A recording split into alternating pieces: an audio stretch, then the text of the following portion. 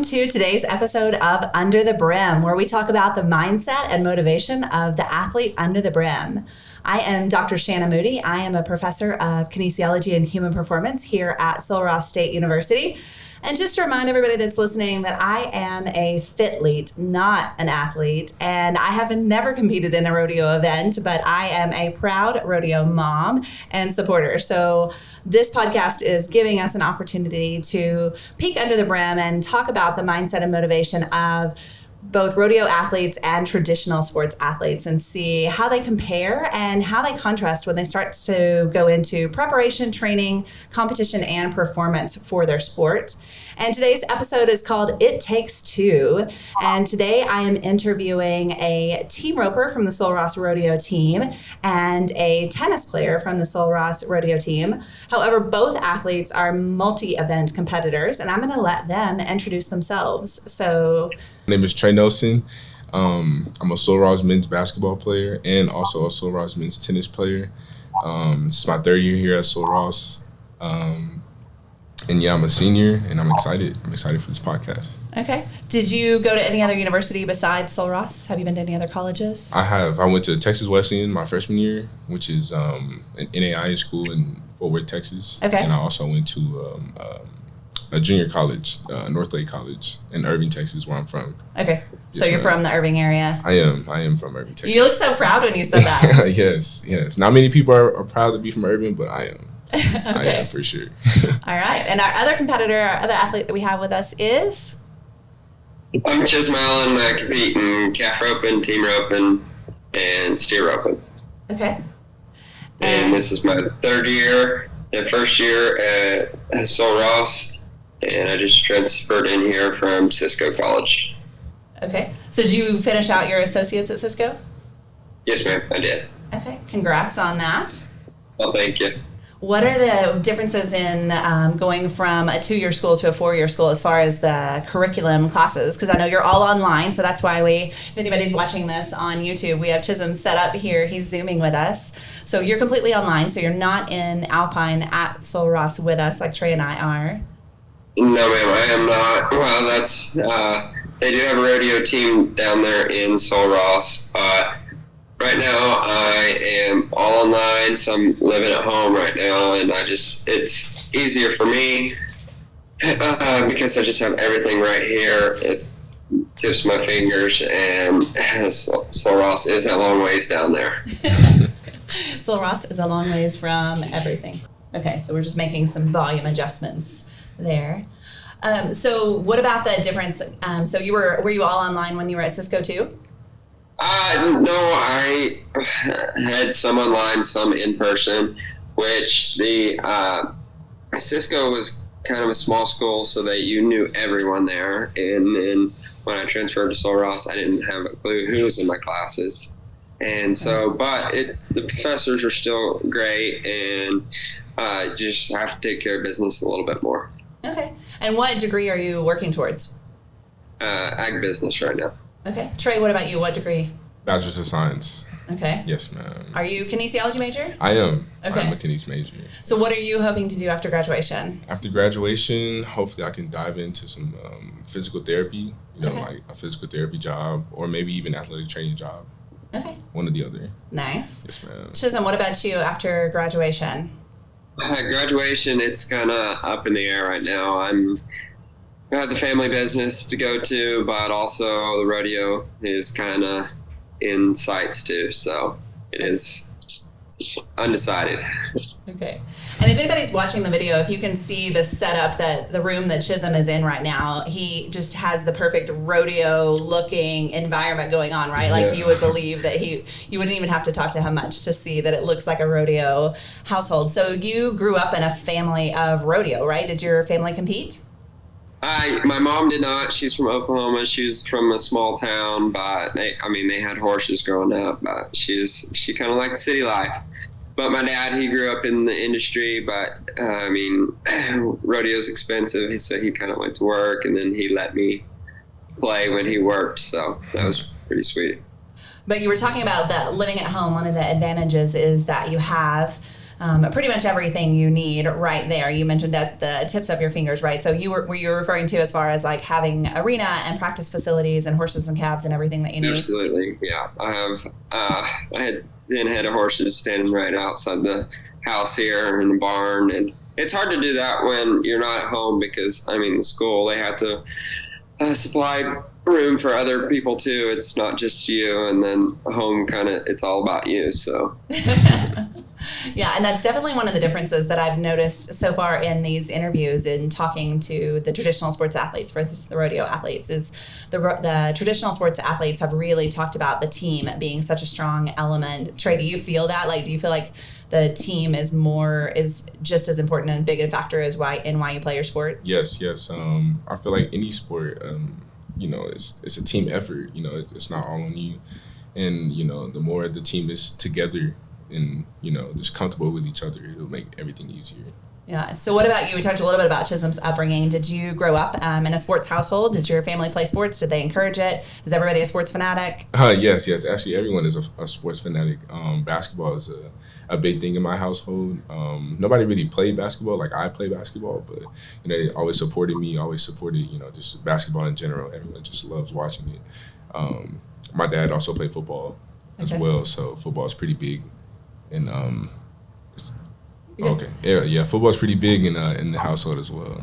Okay, and then you talked about that you also play tennis here, and I didn't know that until we just discovered it when we were chatting the other day. Yeah. So how did you get into playing tennis? Because I'm going to guess, based on the fact of what you just told me about your family, that maybe nobody in your family played tennis. Yeah, no one really played tennis. It's crazy because I always just watch tennis, like it'll probably be like late at night or something like that, and I'll just be like, you know what, I'm just gonna watch tennis or something like that. So I always just grew up loving tennis, watching tennis, U.S. Open, Australian Open, everything, just enjoying tennis. And then it just so happened that our men's tennis team, they asked me to play, and I was just like, okay, like I had no experience of playing, I just only watched it. So I was like, okay, well, this could be a new opportunity for me. So I just took it.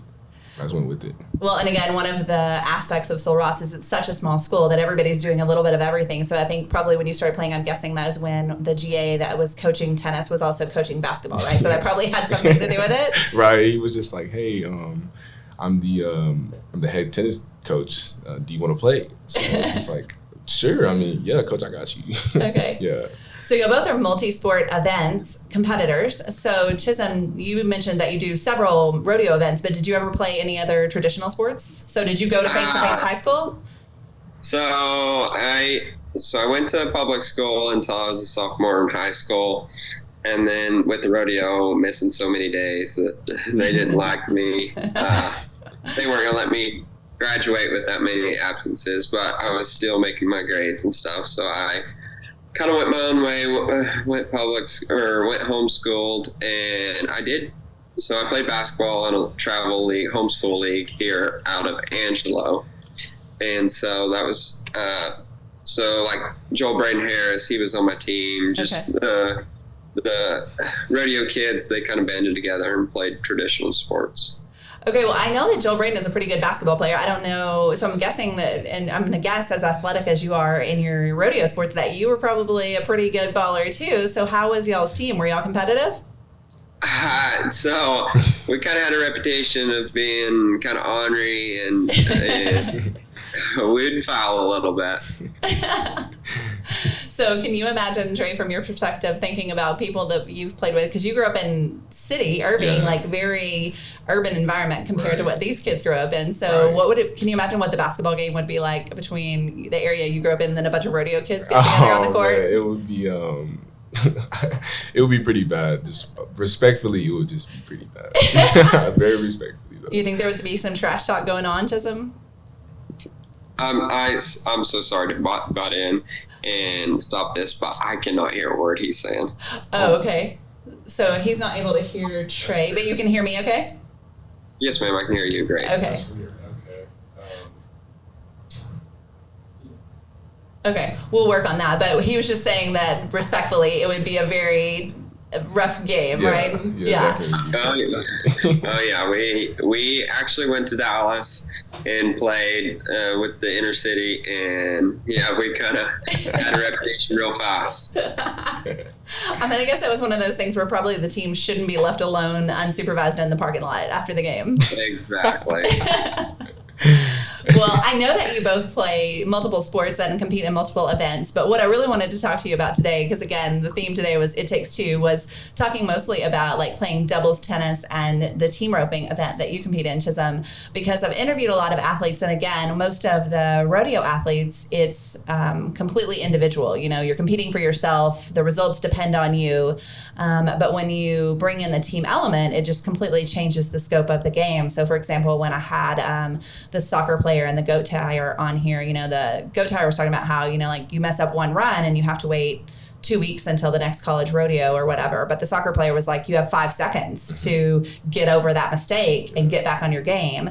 So I want to know kind of from your perspective, what is it like to compete as a pair? Because that's something different that we haven't talked about on this show too much yet. Mostly it's either been a large team or an individual. So what's it like to compete as a pair? I'll let Trey jump in first. Okay, cool. Yeah. So it's basically all about trust, especially with tennis, because, you know, you have one playing, you know, close to the net and one playing behind, you know, further away from the net. So if you can't get to a ball, then you trust your teammate to make that other play. And yeah. Okay. So it's just all about trust, and it's kind of hard at first, you know, just to know like you can't get every ball, because I know like sometimes when I started, I was close to the net and I just wanted to hit every single ball that came across the net. So it's pretty tough. Yeah, so Trey is talking, again, Chisum's having a little bit of sound difficulty. So Trey was talking about how important trust was, and that realizing that you can't just try to take over every single shot by yourself, that, you know, one person in tennis, person's playing closer to the net, one person's playing further back. So Chisum, from your perspective, what's it like to compete as a pair?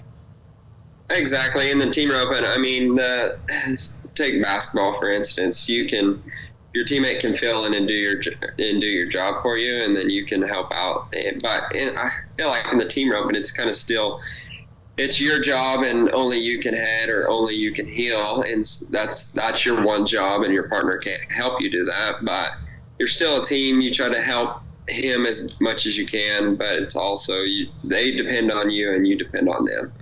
Yeah.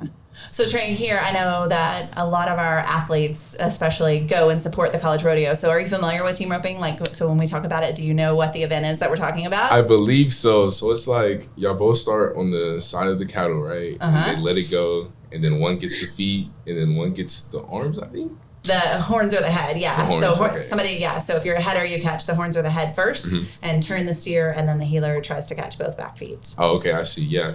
2 years ago was my first rodeo, actually, ever. So I was just like, I don't know what that is, but it looks cool. So I just love the rodeo now. It's crazy. Yeah, it's something so different, right? That you probably would have never experienced if you had stayed in Irving or hadn't come out to Sul Ross. Right. Yes, it's a totally different environment out here.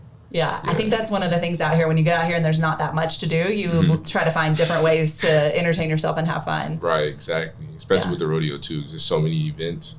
Yeah, especially team roping, though. So one of my favorites, actually. Yeah, it goes so quick. And then, so I guess that's one of the things, Chisum, you brought up something that's really interesting that is a difference, is that, you know, and Trey, you kind of mentioned it too. So if you're the one closest to the net in tennis and you miss, you have a chance that your partner could back you up and could go in and still possibly save the play. Right. But in team roping, Chisum, it's not like that, right? Like if you miss your heading loop, like the healer can't head for you, and then y'all switch positions, right? Yeah, and I mean, so we just went to Clarendon this past week, and team roping partner went up there, and I mean, it was 5 hours up there and 5 hours back, and you pay your own fuel, but you depend on them. But like, I had a run set up in which, no fault to him, but I mean, you win some, you lose some. My healer missed. And I don't get back on the bus with him and go back home. It's just I load my horses up and I go back to home here and practice and try to get better for the next one. Okay, so so you take separate rig, because is your teammate from Sul Ross also? No, ma'am. He is from Tarleton.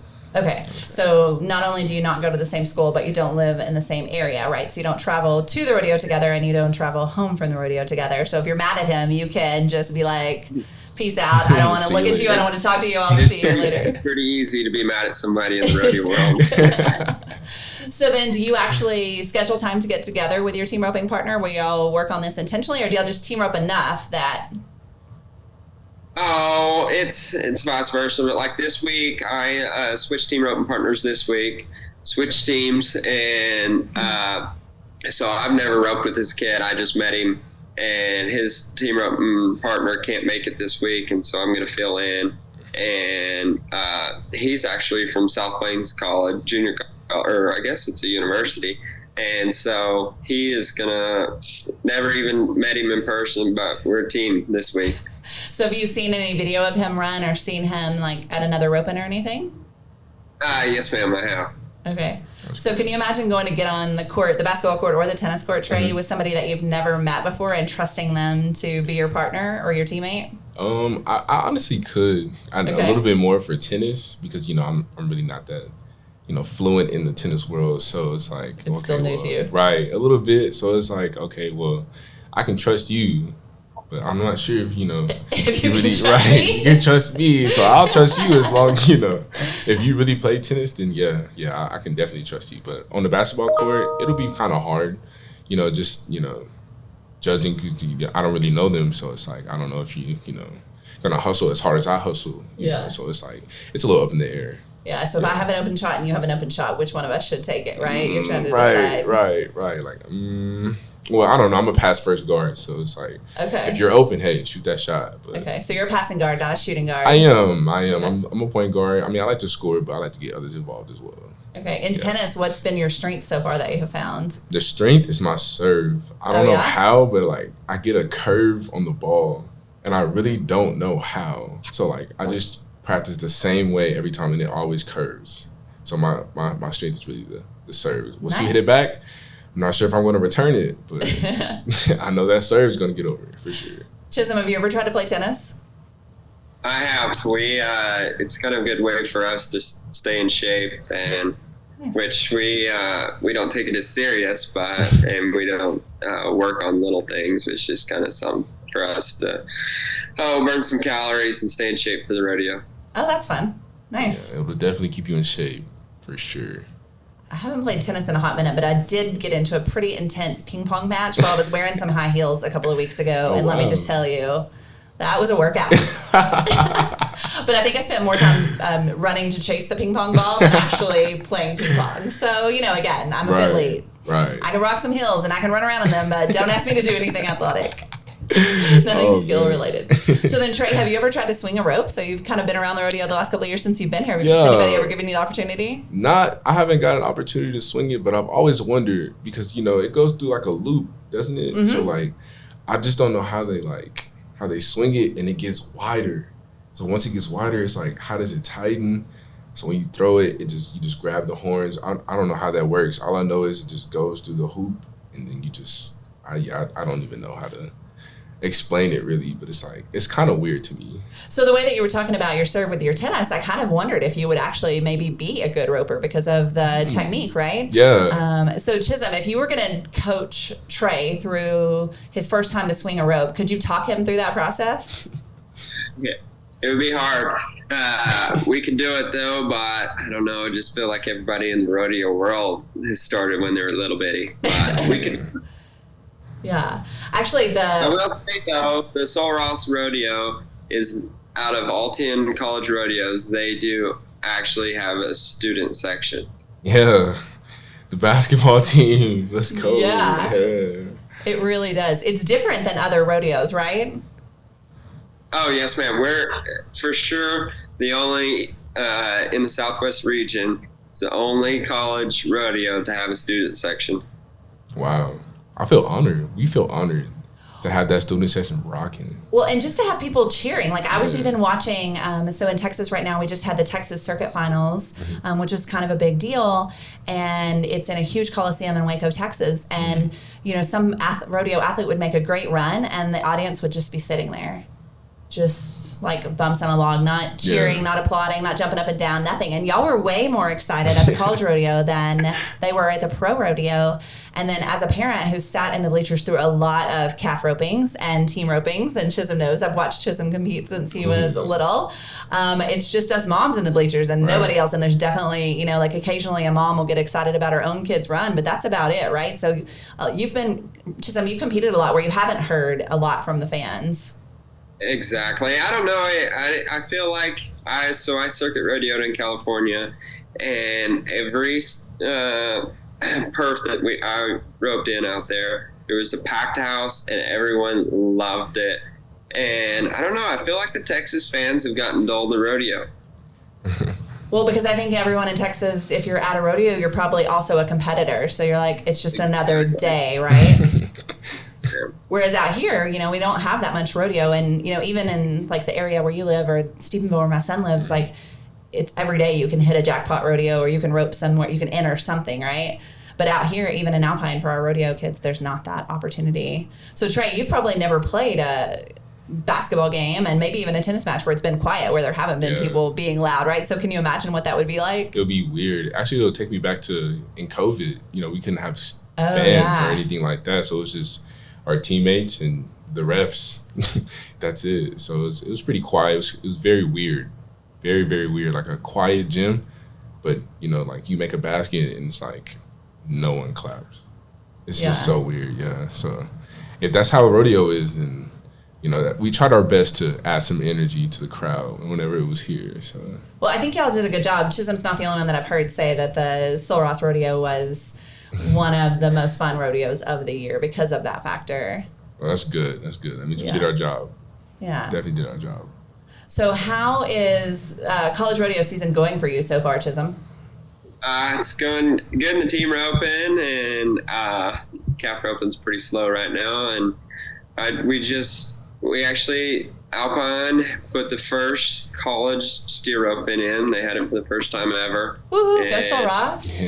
Yeah, I won the 2-head average down there, and I just placed there and declared in second in the steer roping. So. Right. So they just added a new event. So this event is kind of like team roping, Trey, in that he still ropes the head like a team roping header would, but he has to get the steer down on his own with his rope instead of like in calf roping where the rodeo athlete gets that cow down. Yeah. Now he uses his rope to get the cow to lay down on its side, and then he ties the feet kind of like calf roping.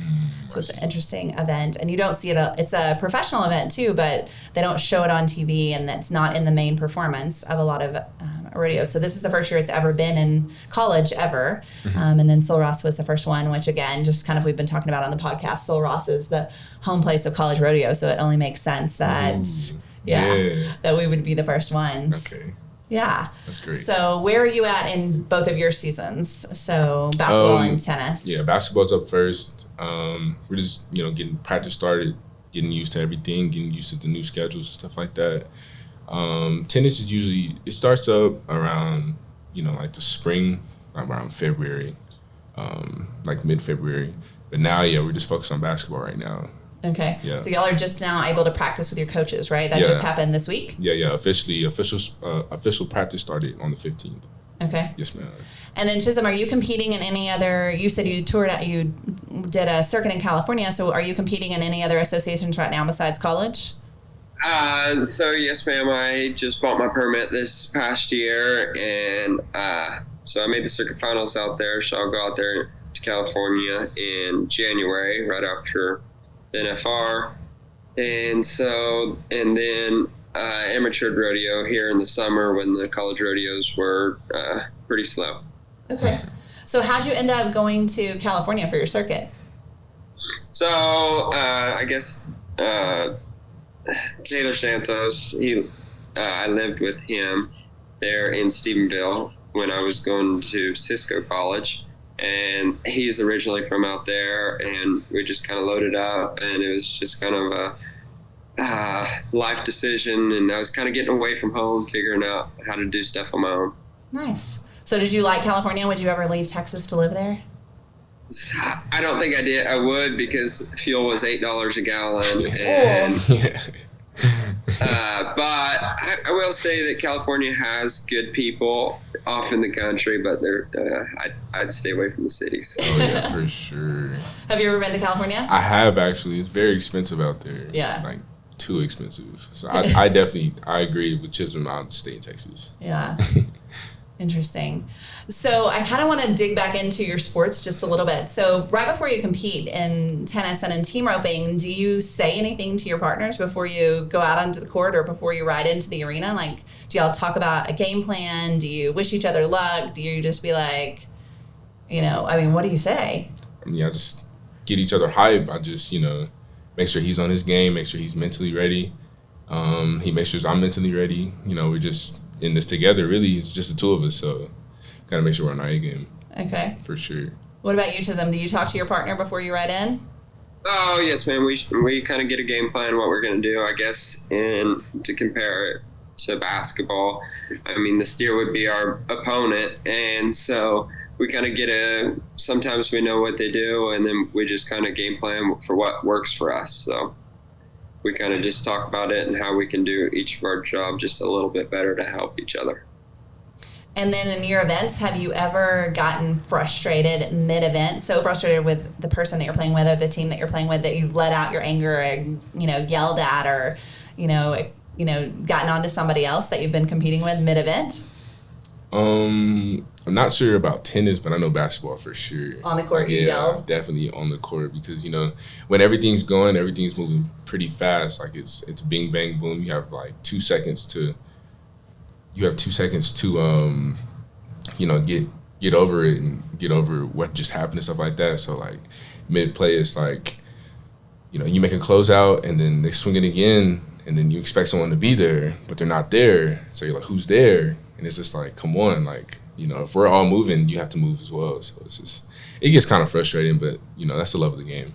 Okay. Yeah. What about you, Chisum? Have you ever let out your frustration with a partner in the arena? Oh, not in the arena. And I mean, it's just it kind of depends on how the situation is. Most of it you can't control it. And a live animal, I mean, there's some things you just can't control. And I mean, so for instance, I mean, we're not part of a team, and so people are watching us, and it just kind of shows our character. And the rodeo guys, they have a bunch of sponsors, and so another thing is like those sponsor guys are backing you, and they don't want to back a character that lets out in the arena. Kind of reflects that business. Yeah. So we talked about that a little bit in the podcast, that the difference is the money aspect is a major difference between rodeo athletes and traditional sports athletes. So what about like after the game or the performance or the run is over, what about when you're leaving the arena and leaving the court? Are there words? Do you, like, we've all heard, like, if you watch The Dance with Michael Jordan, we've heard about what kind of teammate he was, right? And he did not let his teammates get away with anything, and he was not known for being nice. Right. And if you didn't live up to his expectations, you were going to know, right? Right? So what about that? Do you ever say anything to the people that you're competing with after it, words if it didn't go well? Oh, yeah, I definitely... I just definitely, just reassure them, like, you're good, you're okay, just making sure their spirits are up. Because I know sometimes we all mess up, during the game. Like, even Michael Jordan messed up.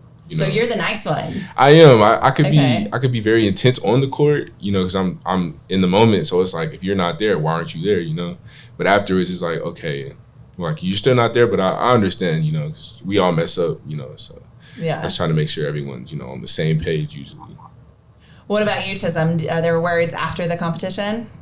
Oh, there's never really any harsh words, but I mean, you just kind of got to get over it, because if you make the next run, it you don't want it to linger on. Right. Have you ever seen other people get in a fight, Chisum, at a rodeo, like team roping partners over a run? You don't have to name names. You don't have to name names. I have seen it, but I mean, most of all, no. That's good. Yeah. They might be hard on each other, but they don't hold on to it. Yeah. So you head right now in college rodeo, but do you also heel? I do heel, but I'm sticking head, and that's my better sport. But from a healer's perspective, have you ever entered a roping as a healer and then not even gotten to throw your rope? What does that feel like? Oh, absolutely. I mean, I healed my first year of college rodeo, and what made me change is I sold my heel horse, and I have a good head horse, and so they kind of puts me as a better header. And so, but yeah, I mean, there's been times I rode down the pin, never even thrown my rope. What about you? Like running down the court, or even in tennis, you're playing with your partner or you're playing basketball, and let's say like somebody makes a great steal, you run all the way down the court, and then you don't even get to touch the ball, or nothing happens, and you have to turn around and go back, and you're like, I wasted that effort and that energy for nothing. Right. It gets kind of like that. It's just like, you had a great steal, so congrats. And then I'm running with you, and then you just turn it over. So it's just like, well, what was all that running for? We could have just stayed back on defense if we were just going to turn it over. So it's all in the fun of the game. It's all in the fun of the game. So it sounds like both of you have really learned how to handle yourself in the sport, and there maybe get a little bit heated in the moment, but it sounds like you've really learned to handle yourselves. So did you learn that from a coach or from your parents? Like, who taught you what the expectations were on the court, like of your behavior and of expressing your attitude, whether it was over celebrating like a victory dance like they do on when you see the NFL big touchdown dance, yeah. Or if it's getting mad about a loss? Who taught you what was appropriate? I definitely say it's a mixture definitely between my parents and my coaches as well. So, my parents always usually tell me like, like you can be good, you can do good at things, but, you have the next day to worry about, so it's always going to be the next day, the next game, the next practice, so just look forward to the next one. What about you, Chisum? Oh, well, I feel like it goes for every rodeo kid out there. If you threw a fit in the arena, then I guess your dad or your loved one would give you a reason to throw a fit about if you met in the arena. Yeah. So the expectation, or it was established pretty early on, what was tolerated and what wasn't. Oh, absolutely. So, and I feel like most of all, the rodeo sport's pretty humble about their wins, and nobody really. No, I mean, people congratulate you, but it's kind of a unknown rule, unwritten rule. Yeah. That's one thing I think is really interesting in talking to the athletes so far from both sports, that there's not as much focus on the celebration or enjoyment of the victory as I would have expected. Like that's the whole reason that you compete, right? To win. And you put in all the hours of practice and all the time and all the extra workouts and the travel and put up with all the conditions and everything that you have to do to get to compete. And then you win. And then it's like, okay, that's it. Now it's time to go get ready for the next one. There's no real enjoyment in that victory. So do y'all ever take time to really enjoy the victories, to soak it in? When everything's over, the championship, I say that's when you can really enjoy the wins. Okay, so Trey's saying waiting for the championship. Yeah. Okay. Definitely. What about you? Yeah, I kind of agree with him there. I mean, the college rodeos, there's 10 college rodeos, and then you qualify for the college finals, and then that's where your real enjoyment is. But honestly, you can win one weekend and there's another college rodeo the next. You're going to go home and you're going to practice the next day. Right. You're not just going to celebrate and sit there, because guaranteed somebody's behind you wanting it. Yeah. Oh, yeah. There's always somebody wanting your spot, right? Always someone on your heels. Yeah. So then what if you don't win? How do you keep yourself hyped to get ready to go back and do it again? I mean, I look at it the same way. Win or lose, you have to get ready for the next one. You have to have a short-term memory. I know with roping, you have to have a short-term memory, especially if you have a rodeo one weekend and the next week you got another rodeo. You can't worry about the last rodeo. Well, any sport really, but yeah, I say just treat it the same. Go back, practice, look at what you did, fix it. Yeah. Yeah. Chisum, how do you come back from a loss? So you said you didn't make a good team roping run at the last rodeo, or like between you and your partner, it wasn't a victory. So how do you get yourself hyped up to go back and enter again this next weekend?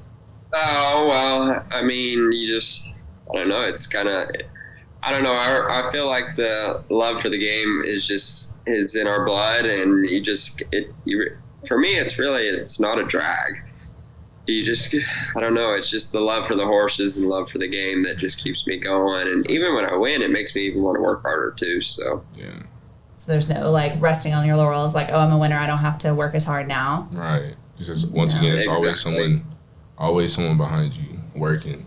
Win or loss, they're still working. Yeah. Yeah. So then what's your mindset at this point now where you're like, okay, I'm this far into my collegiate career, right? So both of you, you said you have one more. Is this your last year of eligibility, Trey, or you have one more after this? I believe this is my last year. Okay. It's and up then, for debate, though. And then Chisum, will this be your last year of college rodeo, or will you compete one more year? No, ma'am. I'll finish out my 4th year next year. Okay, so you're on your 3rd year. So where you're at in your collegiate rodeo season, or in your career, have you accomplished everything that you want to accomplish sports wise? And then what do you do, like knowing how much time you have left? Does that change your perspective? Does that change your game plan? Oh, I wouldn't say it changes my game plan. I mean, my goals have not been accomplished. I kind of wanted to go on to the college finals. Haven't done it yet, but we got one more year after this, but I plan on doing it this year. Okay. That's good. Yes, sir. We're cheering you on. Yes, we are. Go so Ross. What about you, Trey? No, I just take every year the same. You know, I have the one end goal. I haven't got that end goal yet, that championship, but you know, the team is working. I'm working. Even in tennis, we're working, you know, consistently. Just want to get to that end goal, especially because, you know, this may be my last year. So just want to go out very, very strong. Bring something back to Sul Ross. Okay. Yeah. So when you start thinking again, like Chisum, you mentioned the college rodeo season is only 10 rodeos total for the entire year. And we lost Chisum. Oh, we lost Chisum. No. Oh, no. Well, we will wrap this up then, and maybe we can bring Chisum and Trey back for another episode. But Zoom did us dirty today. Dang you, Zoom. Oh, man. We asked for more time, and it cut us off early. So, Trey, where you're at right now, potentially your last season, you are just about to start. You haven't competed yet. So how many games will you play in your season? Roughly about around 30. I'm not mistaken. Okay. Yeah. So if you work your way backwards thinking, okay, I have 30 opportunities left in my entire collegiate career. Does that freak you out a little bit when I say it that way? I just got goosebumps a little bit. Like, man, I only got 30. No, yeah. So does it change? Like one of the football players that I had on here, he talked about knowing that it was his last season. He felt like he was putting it all on the field more so this year than maybe he had in the past. So do you feel like you've held back a little bit and that now you're ready, like, okay, now I know I can't leave anything left on the court? Or do you feel like it's the same? You've always given all effort? Oh, yeah. I've always given all of my effort throughout the years. Well, this year it feels a little different only because that it is the last year. Mm-hmm. So it's like, you know, like I just, you know, I'm not saying I want to win more, but it's like this is the last year. So, you know, whatever you did in the past years, it's fine. But this year is the one that counts. It's the new year. It's the next year. It's the last year, too. So you might not get this opportunity again. Yeah. Yeah. And then same thing. So you'll compete in tennis again in the spring? Yes, ma'am. Okay. Any different approach going into your tennis season? So this is a new sport for you. So maybe you don't have as high expectations in tennis because you didn't even know you were going to be playing collegiate tennis, right? Right. You know, I have the same expectations, especially this year. You know, my partner, Mitchell, you know, we just, you know, we're locked in. We're just ready to go, ready to get started. Hopefully, you know, we can win some more games, win some more matches. Yeah. Hopefully. We were actually pretty close last year. Okay. We were spot on. We actually competed very well against a very good TOU team. Okay. And it was we thought we were going to win that one. We didn't, but you know, it's just fun. You know, it's just fun playing out there. This year, we're definitely looking to win some matches. Okay. A lot more matches, yeah.